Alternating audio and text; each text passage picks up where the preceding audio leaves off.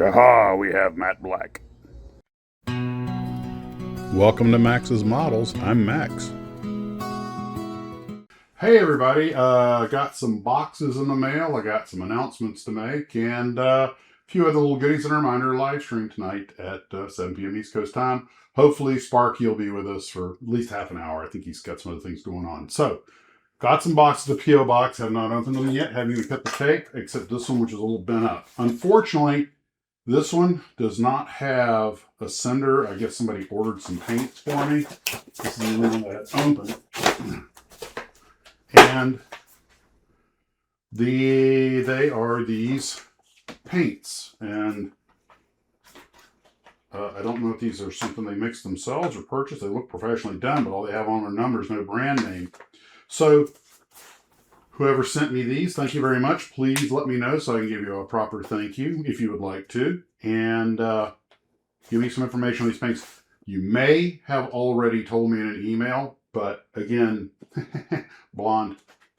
So, next thing, I have not opened these, so let's get the great opener.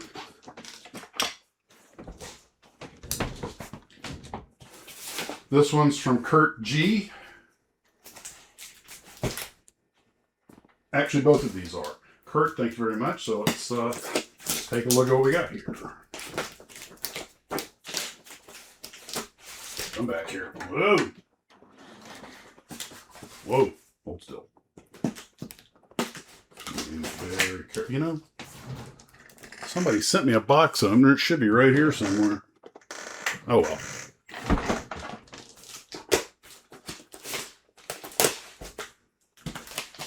By the way, I did not get out to the Targets today. I was all set up to, and it started, when I went to run the errands to pick this up, it started raining cats and dogs. Okay, here we have a note. Max, the Val and Helldiver include mask sets. If you aren't interested in any of these, feel free to pass them along or sell them at a show. Well, thank you, Kurt. I appreciate that.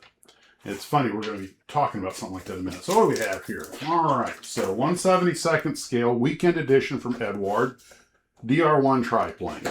And after building that rodent kit, I had DR1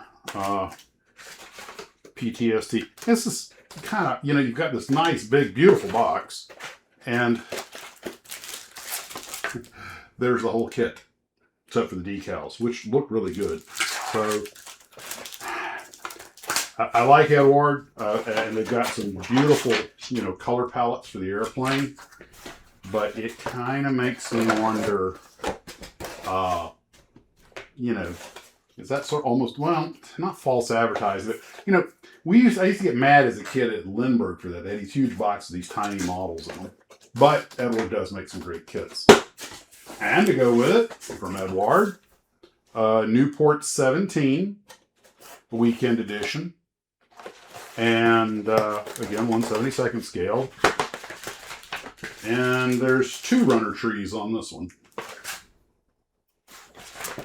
You know, I did that Newport, the old Revell kit. Be kind of interesting, and the rodent kit will be kind of interesting to build these just to do some sort of comparison.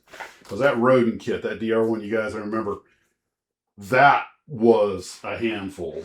And when I was done, I was like, yeah, it's on the back of the shelf.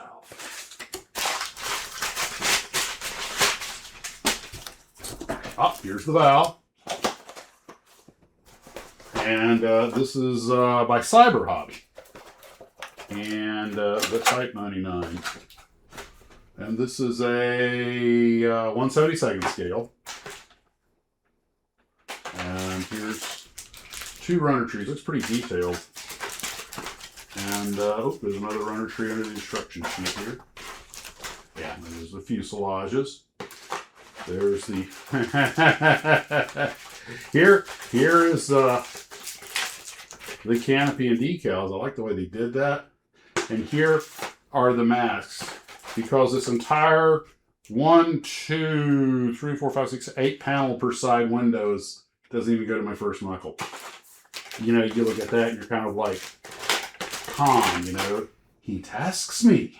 And it's the universe going, I don't think you can do it.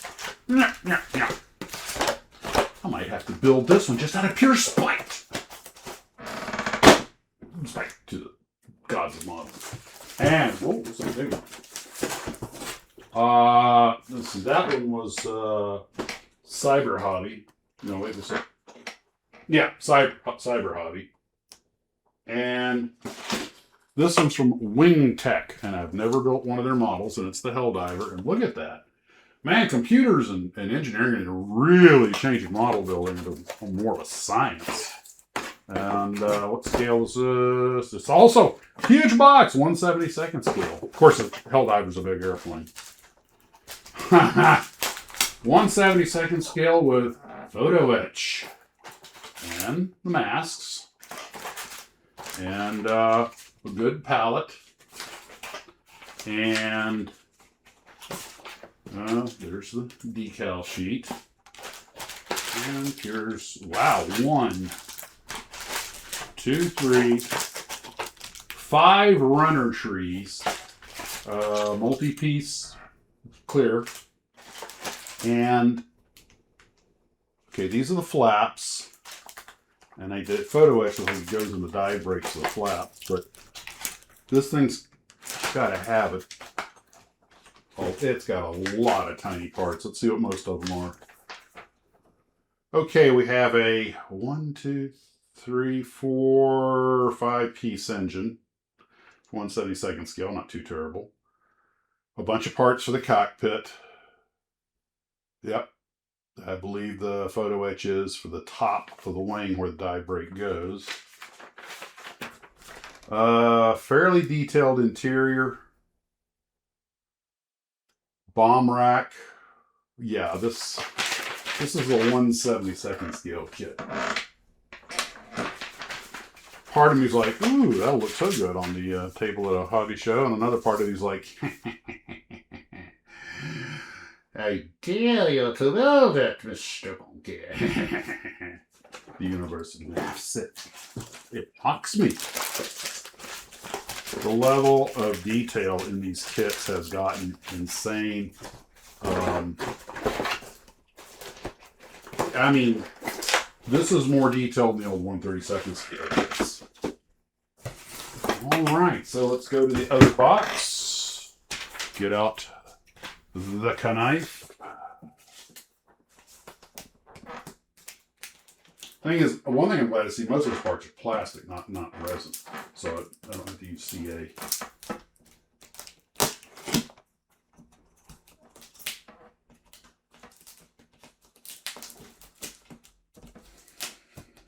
Okay, Max. They're watching, they're waiting, you're moving so slow. I don't want to damage anything.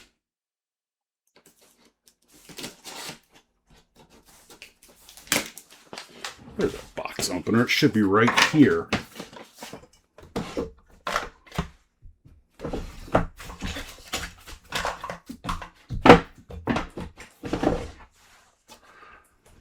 I have to move me out of the way. So, as usual, I'm getting in my own way. My sister-in-law, Andreina, made these for me. By hand. One of a kind. Dude, I know I got a box opener in here. I know I do. Whoop. Get back here.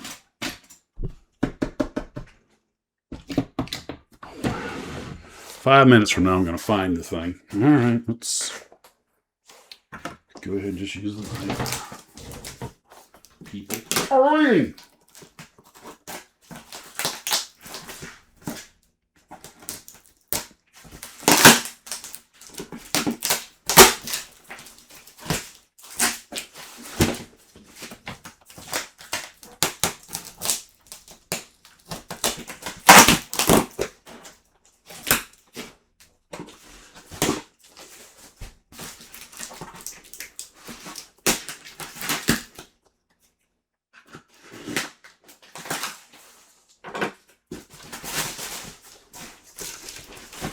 Ooh, we've got a couple of things. All right, let's start over here. Max. This is Max.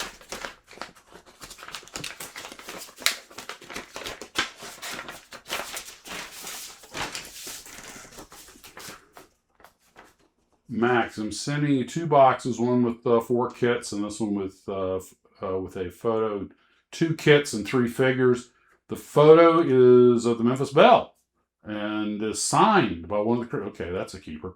I fear when I am gone, it might end up in the trash. Hopefully, you have enough room to display it. I'll make room to display it. All right, let's see.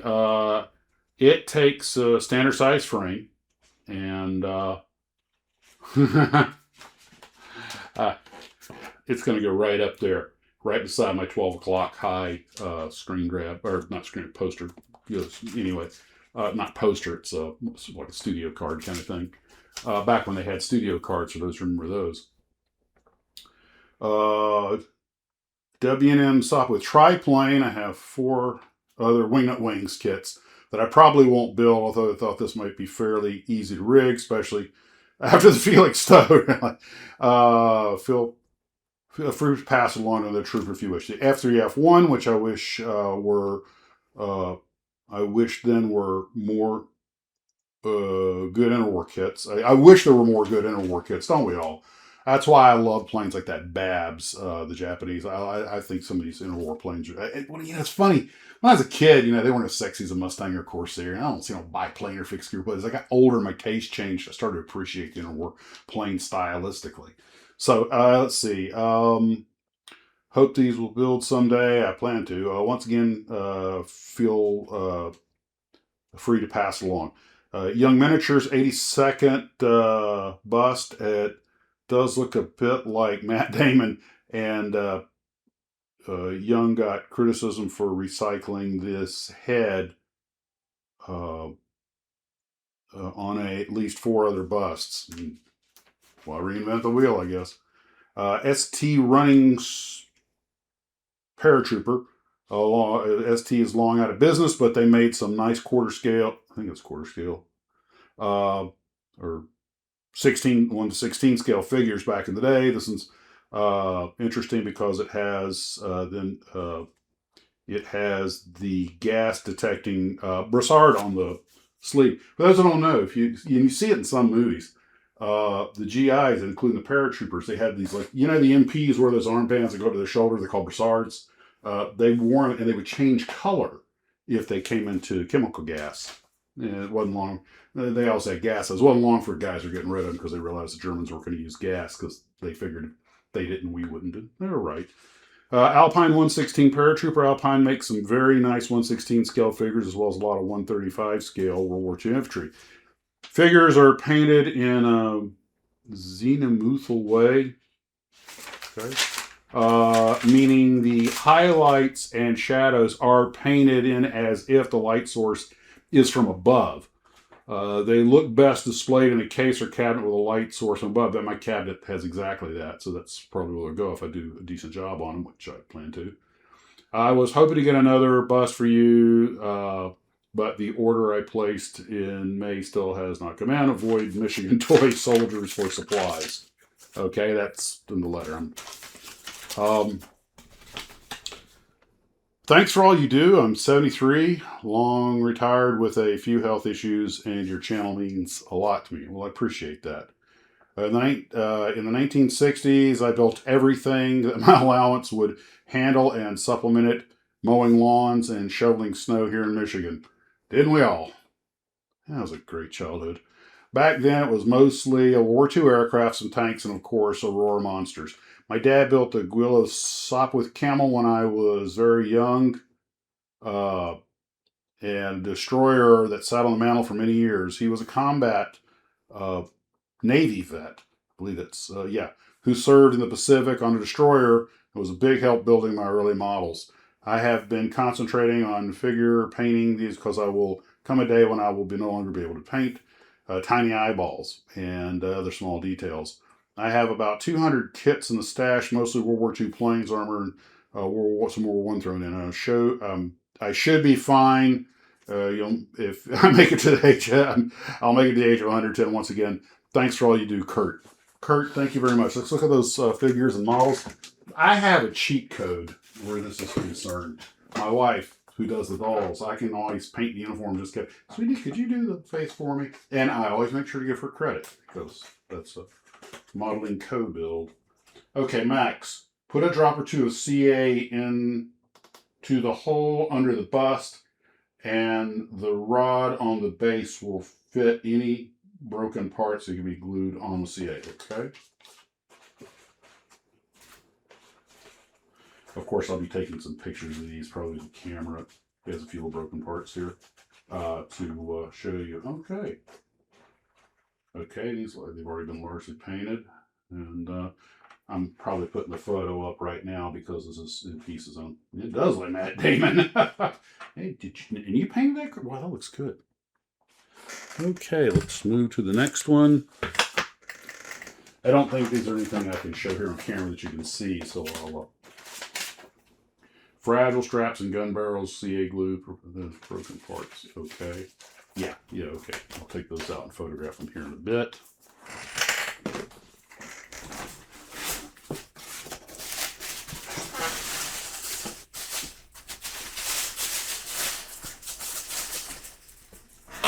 The Memphis Belle picture, signed by one of the crewmen. I will be getting a frame for this.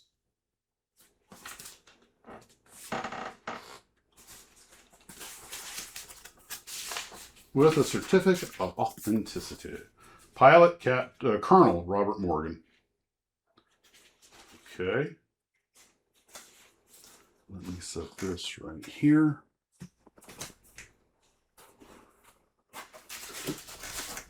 Put that on top of it.